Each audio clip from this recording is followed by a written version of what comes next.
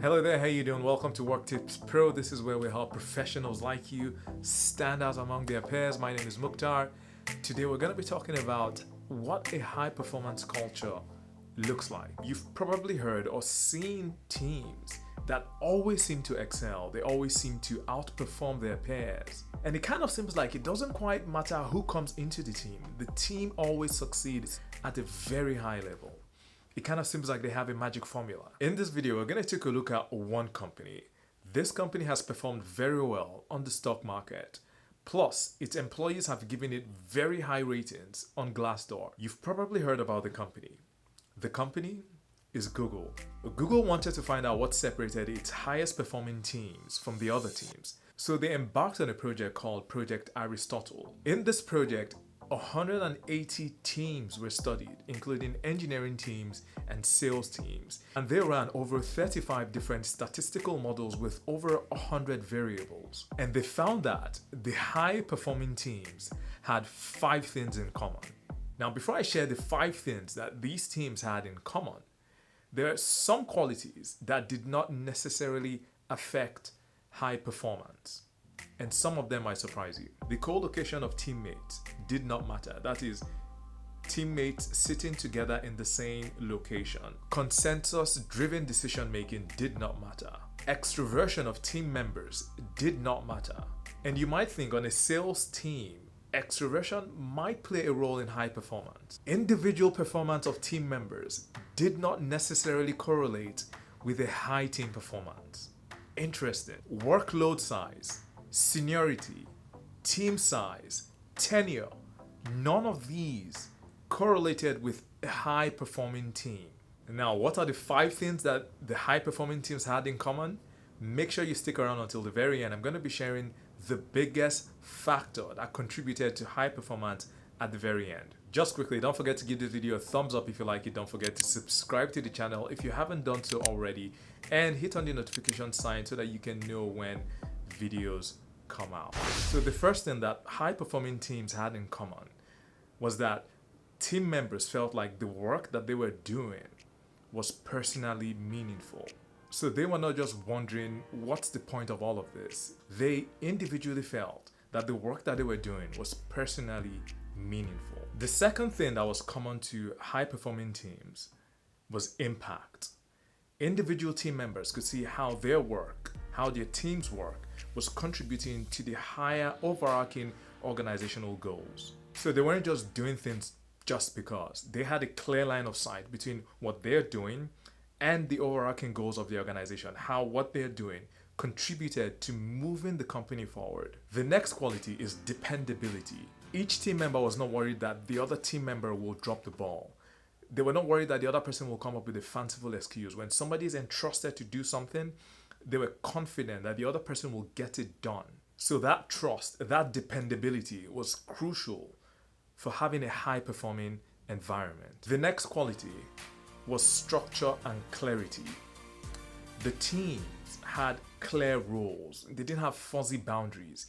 Everybody knew what they were supposed to do. Goals were clear, plans were as clear as they could be, and job expectations were clear. And the last is psychological safety. This was the biggest factor. Psychological safety is a term coined by Amy Edmondson. Amy Edmondson is a Harvard Business School professor, and in one of her TED Talks, she defined psychological safety as a belief that one will not be punished or humiliated for speaking up with ideas, questions, or mistakes. In the 90s, Amy Edmondson was studying mistakes in healthcare. She studied teams in a hospital setting. She studied high-performing teams and not so high-performing teams.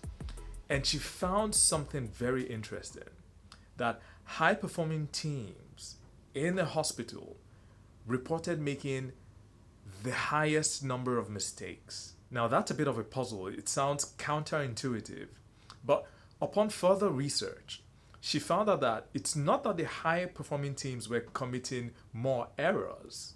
What was happening was that the high-performing teams had an open climate that allowed mistakes to be reported, as compared to the low performing teams or the mediocre performing teams that did not have a conducive environment that allowed team members to speak up when there was a mistake that was made. And you can imagine the impact that this would have, especially in a hospital setting where sometimes matters or decisions are of life or death. And psychological safety, it's not about being soft, cushy. That's not really it.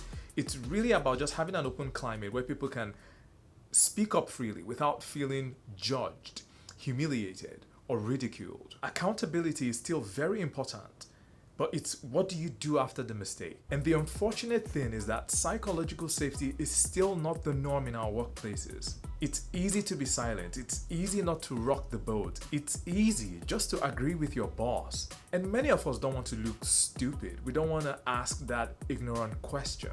If you want to build psychological safety in your team, I suggest looking at Amy Edmondson's TED Talk. It gives you 3 steps on what you can do to build psychological safety in your team. One thing that I would mention with psychological safety is that it's not enough just to do it once. The actions that you take have to be done over and over again because you are dealing with human beings at a very basic level. If you think back to the Maslow's hierarchy of needs, security, food, shelter, all those things are at the very bottom. These are very, very basic needs that a human being needs to thrive. Once you don't have that, you will not get the best from your teams. And it's not enough just to say the words, right? No question is a stupid question. Let's learn from our mistakes. The words sound nice. If somebody comes to you admitting they made a mistake, how do you respond? Does your body language say something else? Are you raising your voice? Are you visibly angry? How you act in this very vulnerable circumstance will determine whether the rest of the team will feel empowered to come forward with mistakes or just being vulnerable to ask questions. I've seen teams where the leaders say, we want people to learn from mistakes, but when a mistake is committed, they're not usually very happy about it. They might say the right things, but their attitude, their tone really discourages people from owning a mistake. And as a leader, think about this. When a good employee messes up, they already feel bad about it. You berating the person doesn't really help that person feel better. The person is coming to you because they want solutions. What can you do to make it a learning experience and then help the person move on and move in the right direction? And just to clarify, I'm not talking about people that repeatedly underperform. That's a separate case. I'm talking about good employees who are high performance, who make mistakes every now and then because we all do. So remember that psychological safety is one of the biggest factors that contributes to a high performing culture. If you feel like your team has the opposite of these 5 things that I just mentioned, there is a chance that you might be in a toxic environment. If you want to learn some ways to survive a toxic environment, click on the video that I'm going to link above. So these are the 5 qualities of a high-performing team. Don't forget to give this video a thumbs up if you like it. Don't forget to subscribe to the channel if you haven't done so already. And feel free to share this video so that other people can benefit. See you in the next video.